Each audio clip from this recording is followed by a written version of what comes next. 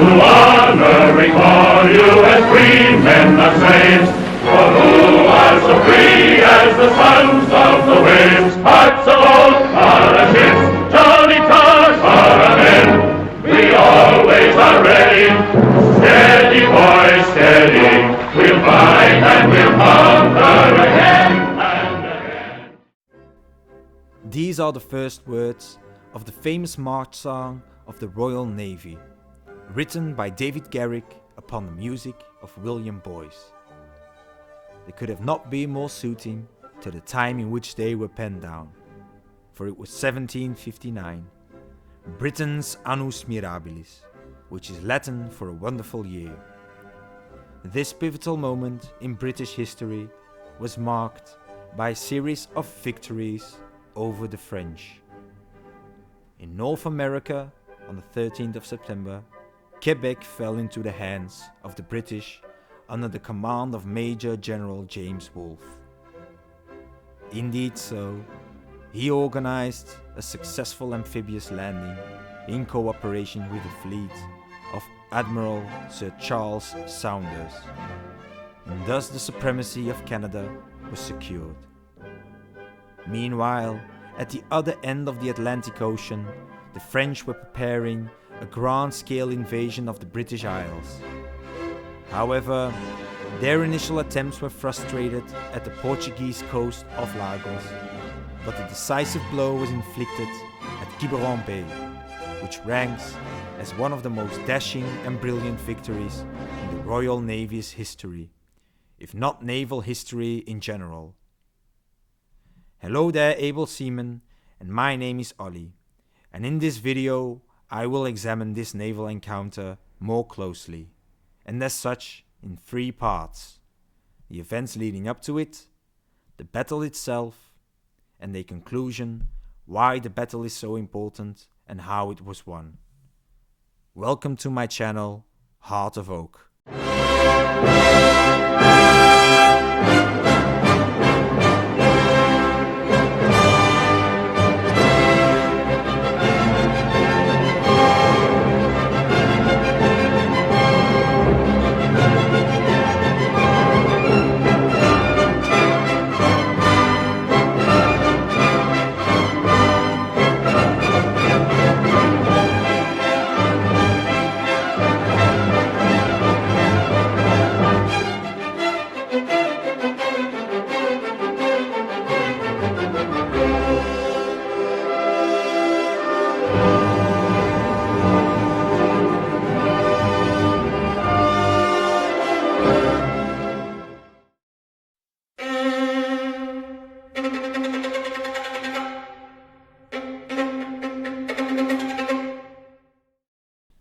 The Battle of Quiberon Bay was disputed during the 7 Years' War, from 1756 until 1763, in which the British were lined up with the Prussians against a coalition of the Austrians, Russians, Swedish, and again the French. I won't go into all the events leading up to this particular conflict. The Battle of Quiberon Bay should mainly be regarded as a key moment in the continuous struggle between the British and the French to secure the dominance over the overseas colonies and consequently the naval supremacy. War between the two nations became again inevitable. Nominally at peace, there were in fact already hostilities going on in North America before the two states officially declared war in 1756 and got involved in the great conflict on the continent. Not only did the two nations clash in modern-day Canada, but also the Indian subcontinent turned into a theatre of war caused by the struggle for power between the British East India Company under the command of Robert Clive and their French counterpart, the French East India Company, during the so-called Carnatic Wars.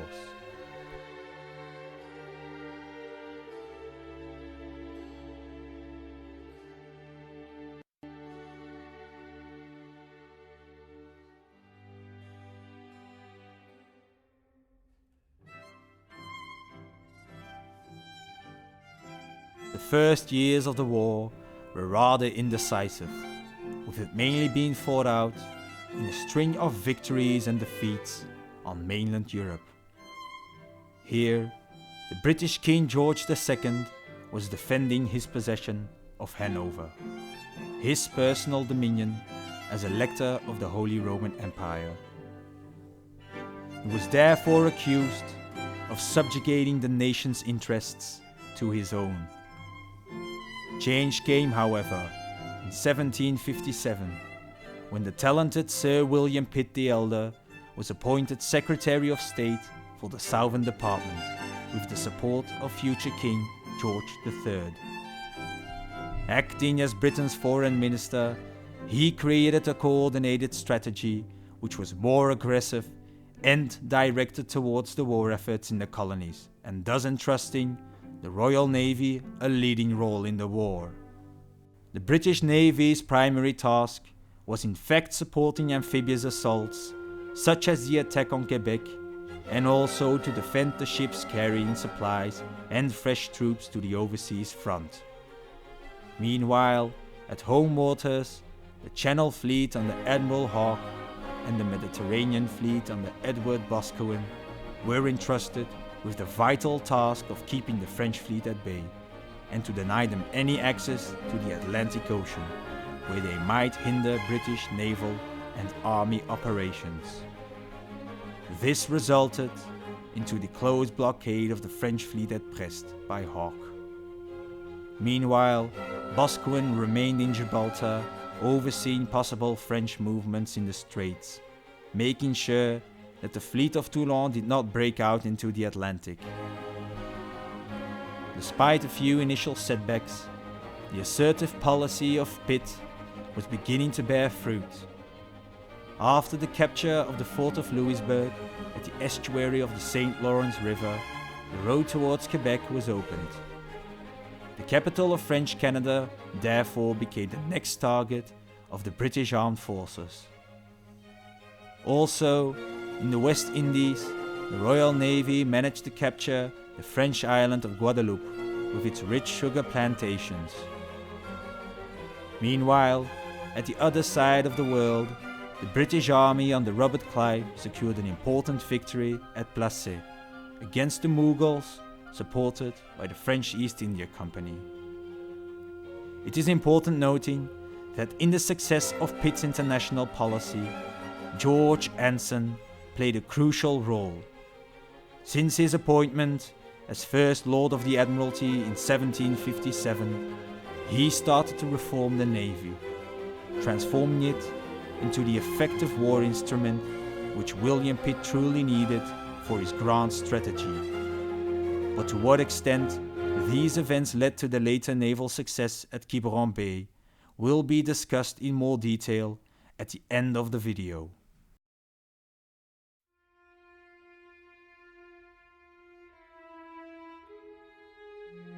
France, pressured by financial expenditure and frustrated by the military setbacks in Canada, the West Indies and India, desperately looked for a way to turn the tide.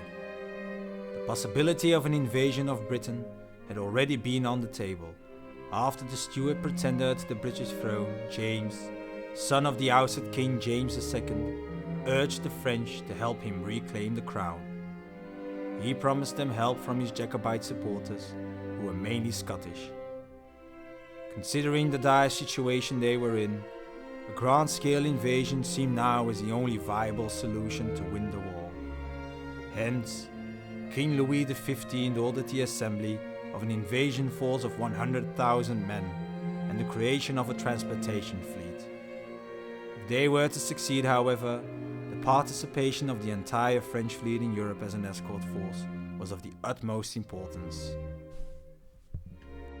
The French European fleet was at the time concentrated in the two aforementioned harbours, the Atlantic fleet at Brest in Brittany and the smaller Mediterranean fleet at Toulon in the south of France. A junction between the blockaded Mediterranean fleet and Atlantic fleet was therefore the next step in the invasion plan. In August, the Toulon fleet of Jean-François de la Clue-Sabran managed to slip through the Strait of Gibraltar.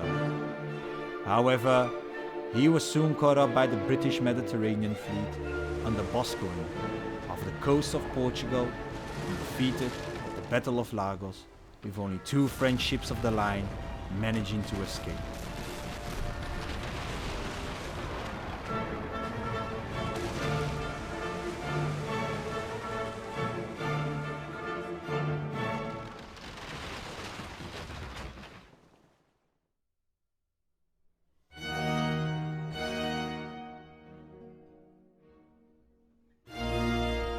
This was a huge disruptive blow to the French intentions, but nonetheless, the French government urged the army and fleet to press on with the planned invasion. However, with the loss of half of the fleet and the blockade after a successful raid of the invasion force at Le Havre by Rear Admiral George Rodney, the French saw their means quite reduced and had to adjust their plans. The full-scale invasion was aborted, but the force assembled in the Gulf of Morbihan was still to invade Scotland under the protection of the Brest fleet under Comte de Conflans, which was to sail out at the earliest opportunity. Such happened when on the 14th of November, favourable easterlies blew, and this without Hawke's presence in front of the harbour. In fact, an Atlantic gale had forced him to head for shelter in the Bay of Torbay. Meanwhile, the French ships of the line were secretly setting course for the Bay of Quiberon to pick up the invasion fleet. That was until on the 15th the supply ship Love and Unity caught sight of the enemy fleet and continued her northerly course in the hope of encountering the fleet of Hawke, which should by then have been returning from port to continue her blockade of Brest. This exactly happened the day after, and the British Admiral received news of the French escape. He immediately ordered the pursuit, into which was to become a typical strong autumnal gale in the Bay of Biscay.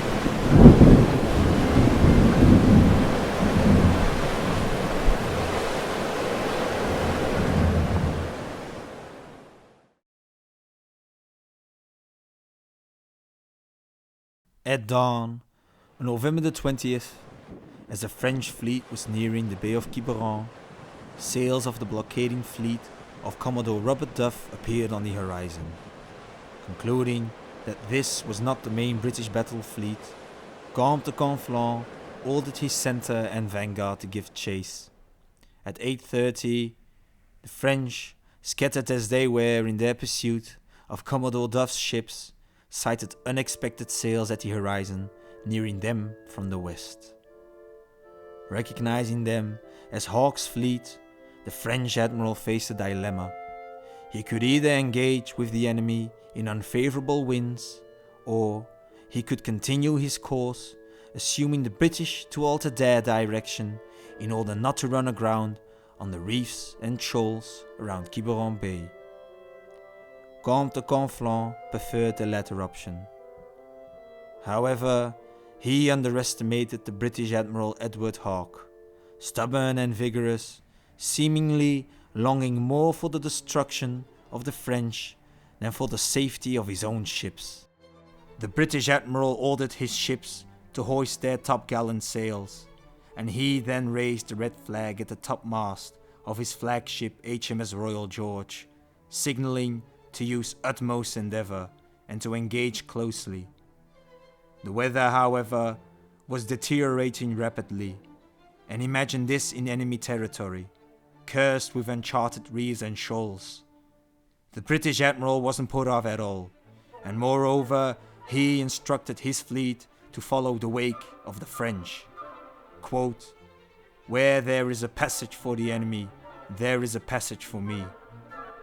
In line ahead, the British vanguard caught up with the French rear in the afternoon, and at around 2:30 p.m, after Hawke had signalled to give general chase to the leading ships, while the remainder was to catch up as soon as possible, the first cannon shots were fired by HMS Warspite.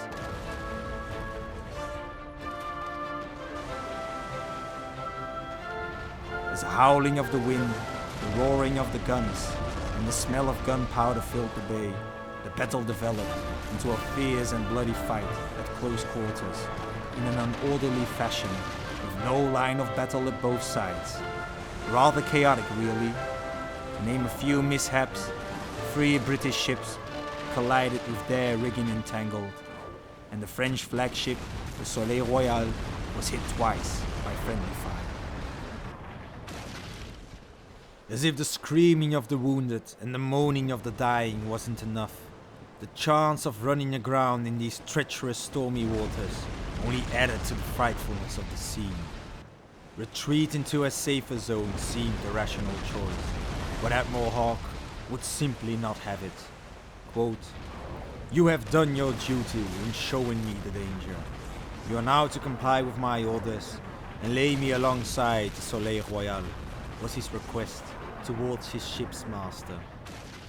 Both the French and the British were at the mercy of the waves in an equal perilous situation, but British gunnery and seamanship eventually proved superior, and the defining factor that tipped the balance in favor of the British. Just before 4 p.m, the severely damaged Formidable surrendered to HMS Resolution. The Thésée foundered through her lower gun ports, after having taken a battering by the 74-gun HMS Torbay, commanded by Augustus Keppel. Its entire crew perished. Also, the Hérault wasn't spared by British gunfire and surrendered to Viscount Howe and his third-rater HMS Magnamine. The 70-gun Superbe capsized after 2 broadsides of the British flagship HMS Royal George. The British crew appeared thus awestruck by such a sight that they were not even capable at exclaiming their usual victorious cheer.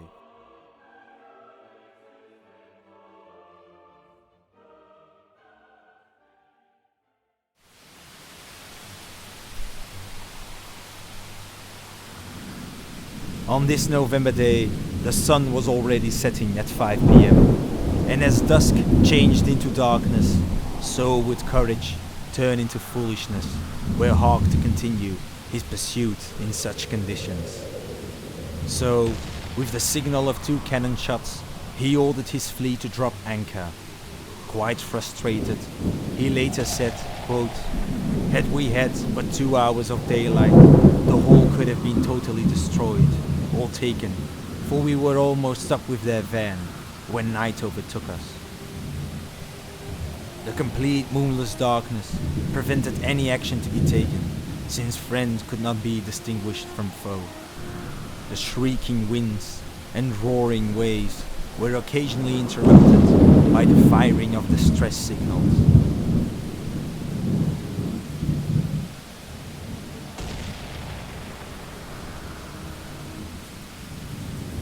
As the first sunlight at dawn appeared, the chaos of the battlefield became apparent.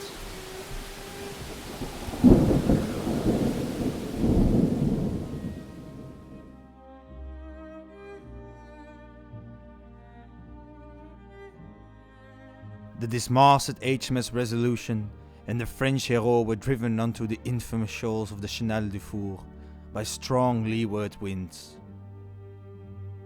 The Soleil Royal was completely surrounded by the British. She tried to make off, but HMS Essex set in for the pursuit. This British third-rater was doomed, however, as she shared the fate of the Resolution and grounded on the same Chenal du Four shoals. She sank. Hawke immediately dispatched frigates to finish off the French Admiral's Soleil Royal. Seeing no way out, the Comte de Conflans ordered his men to scuttle his ship by setting her ablaze.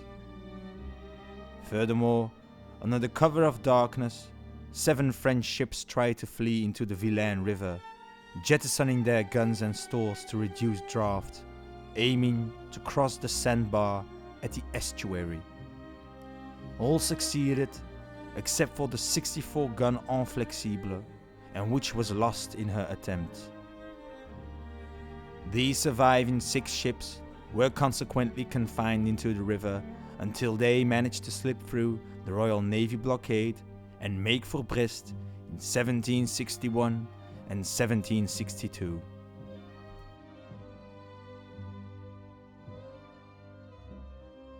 The 74-gun man-o'-war Juste befell a tragic fate. Although her crew's brilliant feat of seamanship helped her out of Quiberon Bay's tricky waters, the badly damaged ship grounded the very next day at the mouth of the Loire, just within sight of her destination, Saint-Nazaire. 150 of her crew survived the ordeal, after numerous tiresome attempts in getting the ship back afloat. Even the disposal of her rigging came to no avail. The wreck was rediscovered in 1968, with one of her 18-pounder long guns being salvaged and put on display at La Roche-Bernard as a cold reminder to the fateful 20th of November. The remaining 8 French ships managed to escape to Rochefort due south. In all, the French Atlantic Fleet lost 7 ships of the line, with 6 being destroyed and 1, the Formidable, captured. 2,500 sailors of the French Navy lost their lives. The British losses were less severe. The HMS Essex and HMS Resolution sank, but most of their crews were rescued. Otherwise, Hawke's fleet remained intact.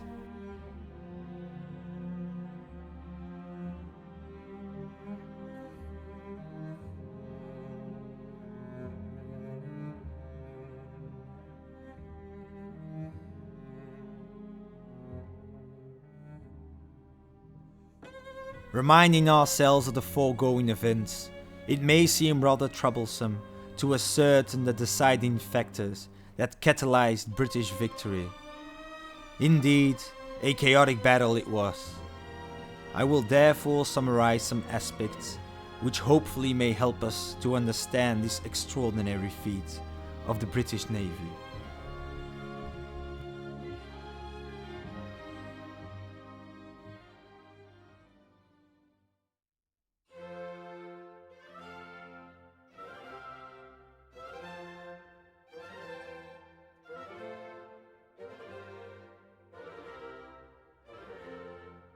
First of all, as naval historian Michael Duffy argues, Quiberon Bay was a victory assured by the British Admiral Edward Hawke's courage and leadership.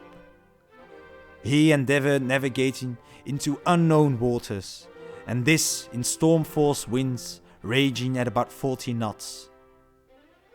By taking this unorthodox initiative, they awestruck the French, with Comte de Conflans later remarking, quote, "I had no ground for thinking that if I got in first with the 21 of the line, the enemy would dare to follow me." He showed preparedness to repudiate Admiralty doctrine, which advised a line of battle at all times, and he adjusted the tactics to the current circumstances. This was quite something at the time, since the Royal Navy proved to be a very formalist institution. It did not leave any space for initiative to their officers, with their obsession over rules of naval warfare. In a way, Hawke showed the same sort of inspiring leadership which would later characterize Lord Nelson, and this to an extent that it would be no unlikelihood that Hawke may have served as an example to the future victor of the French-Spanish fleet at Trafalgar. Among modern scholars, it is even a frustration that Hawke does not enjoy the same popularity as the latter, for the Battle of Quiberon Bay, although of lesser scale, was at least as important as the Battle of Trafalgar. Rudolph Mackay, Hawke's biographer, attributes this to Hawke's lack of, quote, "slightest flair for political maneuver," and stating, quote, "nothing could be further from his character than to flatter the mob or show any care for its praise or its censure, which thus clearly distinguished him from Nelson."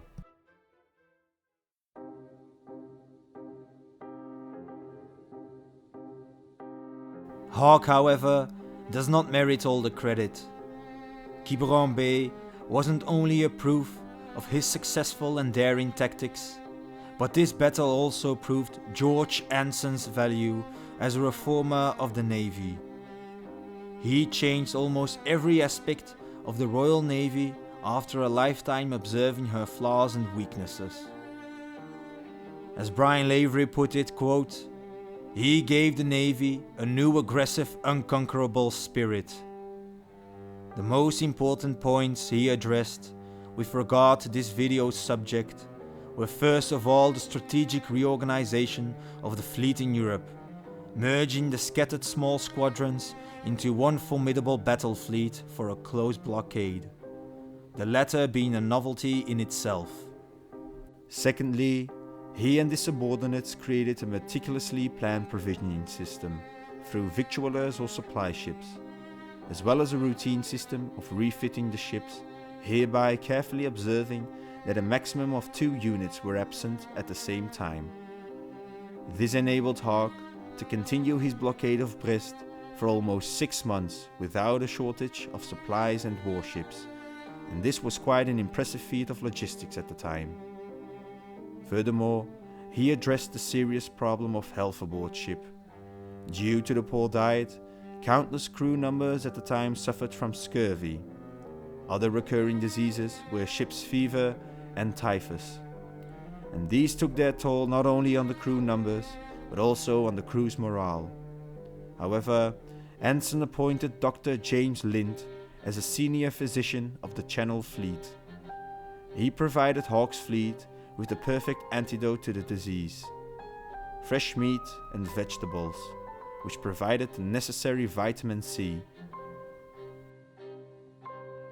This ensured that the blockading fleet, although 6 months away from Spithead, was in a perfect and unparalleled state of health. Dr. Lind later explained how significant this development was. Quote, "Many of the ships had been above 6 months from Spithead, notwithstanding which there was not among them more than 20 sick in all. It was hardly ever known before that ships could cruise in the Bay of Biscay much above 3 or 4 months at a time, without having their men afflicted with scurvy, an exemption from which was entirely owing to this fleet having been well supplied with fresh meat and greens. It is an observation, I think, worthy of record." Dr. Christopher Lloyd later argued, quote, "The part played by such supplies cannot be exaggerated, for it was an invariable rule in those days that when the day of action occurred, after long months of waiting, it was the healthiest fleet which won the battle.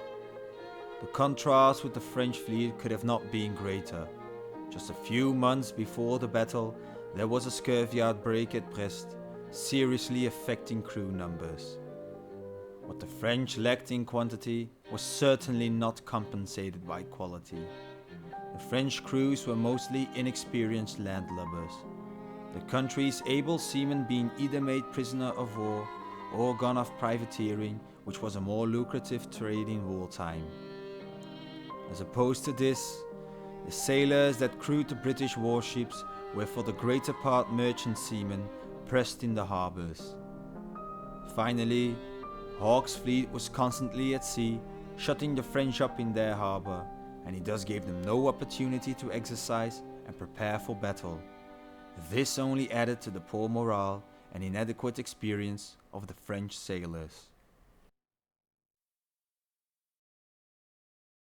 Admiral Edward Haig concluded, quote, "When I consider the season of the year, the hard gales on the day of action, a flying enemy, the shortness of the day, and the coast they were on, I can boldly affirm that all that could possibly be done has been done."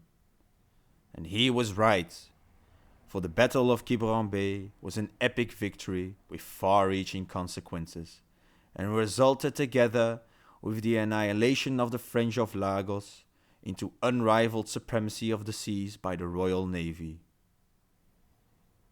Pitt was able to fully commit to the offensive in the colonies through amphibious operations. And although the war on the continent raged on, The naval victory of Hawke sealed the fate of the French in Canada and India. Being unable to further resupply his armies there with fresh troops, Louis XV had to give up his hopes for a naval empire and give way to the British. As one French historian put it, quote, "Here is the graveyard of our navy, the ruin of all our hopes."